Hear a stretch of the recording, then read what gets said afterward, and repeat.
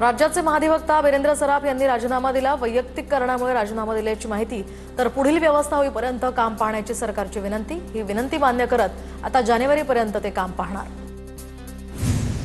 कर्ज काढून दिवाळी करण्याचा सरकारचा कारभार। कर्ज काढून कामं करत असाल तर त्याला विकास मानत नाही।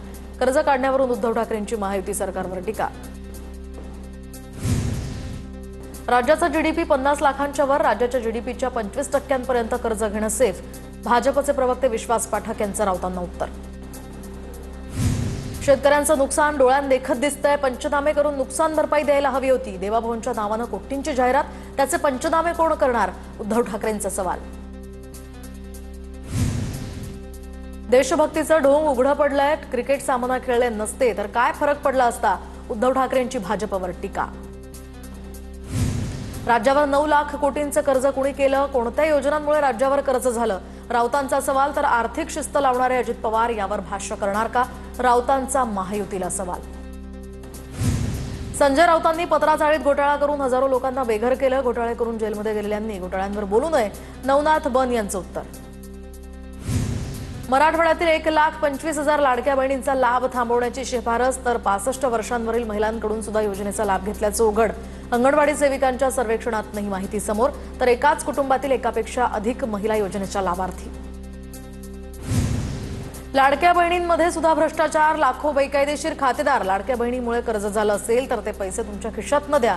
राऊतांचा हल्लाबोल। लाडक्या बहिणींच्या मतांचा वापर करून महागाईच्या खाईत लोटलं जाईल, वडेट्टीवारांची टीका। घरात गाडी असल्याचं कारण देत चिपळूणमधील मोलमजुरी करणाऱ्या महिलेचा लाडकी बहीण योजनेतनं अर्ज बाद। ज्यांना गरज आहे त्यांना मदत द्या। आमची एक वेळ पोट भरण्याची कसरत असताना गाडी कुठून आणू? महिलेचा संतप्त सवाल। सोलापुरात बंजारा समाजाचा जिल्हाधिकारी कार्यालयावर मोर्चा। एसटी प्रवर्गातनं आरक्षण मिळावं, बंजारा समाजाची मागणी। हैदराबाद गॅझेटच्या नोंदींनुसार एसटीतनं आरक्षण देण्याची बंजारा समाजाची मागणी। आदिवासी समाजाच्या विविध मागण्यांसाठी शहापूरमधून निघाला लॉंग मार्च, तर मुंबई नवघर पोलिसांनी आदिवासी मोर्चेकरांना अडवलं। बंजारा समाजानं एसटी प्रवर्गात घुसखोरी करू नये यासाठी या मोर्चाचं आयोजन।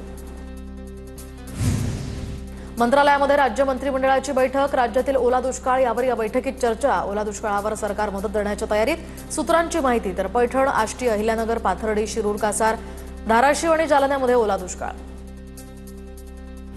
राज्य मंत्रिमंडळ बैठकीच्या आधी राष्ट्रवादीची प्री कॅबिनेट बैठक, तर भुजबळांसह कोकाटे, आदिती तटकरे, भरणेंची या ठिकाणी उपस्थिती। काँग्रेस नेते नाना पटोलेंकडून उपमुख्यमंत्री अजित पवारांची भेट। नाना पटोलेंनी मंत्रालयामध्ये अजित पवारांची भेट घेतली। राज्यातील विविध मुद्द्यांसंदर्भात ही भेट घेतल्याची माहिती। राज्य कर्जबाजारी करण्याचं काम सुरू। राज्याला कर्जात बुडवण्यात महायुतीचा मोठा वाटा, तर नाना पटोलेंची टीका। बंजारा आणि वंजारा ही जात म्हणून वेगळी आहे, पण आम्ही बोलताना आधीपासूनच बंजारा वंजारा असंच म्हणतो। बंजारा वंजारी एकच वादानंतर धनंजय मुंडेंचं स्पष्टीकरण।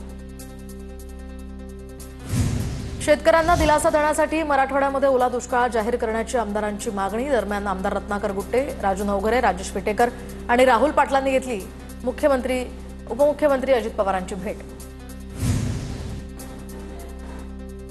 बीड आणि जालना जिल्ह्यामध्ये पावसामुळे मोठं नुकसान। मनोज जरांगेंकडून अतिवृष्टीमुळे नुकसान झालेल्या शेतीची पाहणी। अतिवृष्टी झालेल्या भागात तातडीची मदत करा, अन्यथा शेतकऱ्यांसाठी रस्त्यावर उतरू, जरांगेंचा इशारा। धाराशिवमधील विविध पक्षातील कार्यकर्त्यांच्या ठाकरेंच्या शिवसेनेमध्ये पक्षप्रवेश। उद्धव ठाकरेंच्या हस्ते शिवबंधन बांधलं। आदिवासींमध्ये घुसखोरी होऊ देणार नाही। घुसखोरी झाल्यास आम्हाला सुद्धा रस्त्यावर उतरावं लागेल। राष्ट्रवादीचे आमदार किरण लहामटे यांचा थेट इशारा। शिरसाटांकडून सिडकोमध्ये 5,000 कोटींचा घोटाळा। शिरसाटांवर बोलल्यापासून ते माध्यमांसमोर येत नाहीयेत। रोहित पवारांची टीका। तर हिंमत असेल तर शिरसाटांनी पत्रकार परिषद घेऊन आमचे मुद्दे खोडून काढावेत, रोहित पवारांचं आव्हान। प्रभादेवीतील स्थानिक नागरिकांनी राज ठाकरेंची भेट घेतली। एल्फिस्टन पुलाचं पाडकाम सुरू झाल्यामुळे एल्फिस्टन पुलाच्या बाजूला राहणारे राज ठाकरेंच्या भेटीला। पंतप्रधानांच्या वाढदिवसानिमित्त फडणवीसांकडून माय मोदी स्टोरी या नावानं आठवणी शेअर। व्हिडिओतनं फडणवीसांनी मोदींसोबतच्या पहिल्या भेटीसंदर्भातली आठवण सांगितली। पंतप्रधान मोदींच्या वाढदिवसानिमित्त राज्यात स्वच्छता अभियान राबवलं जाणार। आयटीआयचे विद्यार्थी राज्यातील 750 गावांमध्ये स्वच्छता करणार। मंत्री मंगलप्रभात लोढा यांच्या हस्ते उद्घाटन होणार। भाजप राज्यामध्ये नमो मित्र संजीवनी अभियान सुद्धा राबवणार, तर भाजप प्रदेशाध्यक्ष रवींद्र चव्हाण यांची घोषणा. पंतप्रधान मोदींच्या वाढदिवसानिमित्त विशेष अभियान. 1 लाख मोतीबिंदूचं या ठिकाणी ऑपरेशन्स मोफत होणार. 10 लाख गरजूंना मोफत चष्मे सुद्धा वाटप केले जाणार. परिवहन मंत्री प्रताप सरनाईकांनी सोलापूरमधील चांदणीचे चेकपोस्टला भेट देत पाहणी केली. प्रशासनाच्या बैठकीत मंत्री सरनाईकांनी अधिकाऱ्यांना जाब विचारत फैलावर घेतलं. सोलापूर काँग्रेसच्या माजी आमदार निर्मला ठोकळ यांचं वृद्धापकाळानं निधन, तर 86व्या वर्षी घेतला अखेरचा श्वास.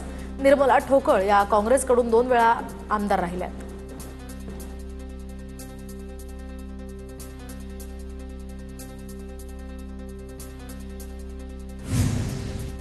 विरार चर्चगेट लोकलमध्ये महिलांच्या डब्यात विकृत नराधमाचा धुडगूस. चित्रा वाघ यांनी घेतली. या संदर्भात विभागीय व्यवस्थापकांची भेट. निवेदन देऊन तात्काळ सुधारणा करण्याची चित्रा वाघ यांची मागणी. बेकायदेशीर बेटिंग ॲप प्रकरणी युवराज सिंग सोनू सूदला समन्स, तर 23 सप्टेंबरला युवराज सिंगला चौकशीसाठी हजर राहण्याचं समन्स. तर ईडीनं अभिनेता सोनू सूदला 24 तारखेला चौकशीसाठी बोलावलं. संजय राऊतांचा मंत्री मंगलप्रभात लोढा यांच्यावर मोठा आरोप. लोढांच्या कौशल्य विकास खात्यामध्ये सर्वाधिक भ्रष्टाचार. नागपूर विदर्भामध्ये मोठा भ्रष्टाचार झाल्याची माहिती. राऊतांचा दावा. मुख्यमंत्र्यांच्या आदेशानंतर सुद्धा महानगरपालिका आयुक्त मनमानी करतायत. आम्हाला लेखी हमी मिळालेली नाही. मीरा भाईंदर काशीगाव मेट्रोचं हे जे काम होतं, जमीन वादामुळे काम थांबलं आणि यावर आमदार नरेंद्र मेहता यांचं स्पष्टीकरण. आयुष कोमकर हत्या प्रकरणातील आरोपी कृष्णा आंदेकरला पुणे पोलिसांनी ताब्यात घेतलं. आयुष कोमकर हत्या प्रकरणात 13 जणांवर गुन्हा दाखल. भंडाऱ्याच्या मोहाडी तालुक्यामध्ये रोजगार हमीच्या कामात मोठा घोटाळा उघड. हिवरा गावामध्ये पांदण रस्त्याचं काम न करता फक्त कागदावर नोंदी दाखवल्या. सखोल चौकशी आणि दोषींवर कठोर कारवाईची मागणी. सरपंचांनी सर्व आरोप फेटाळले.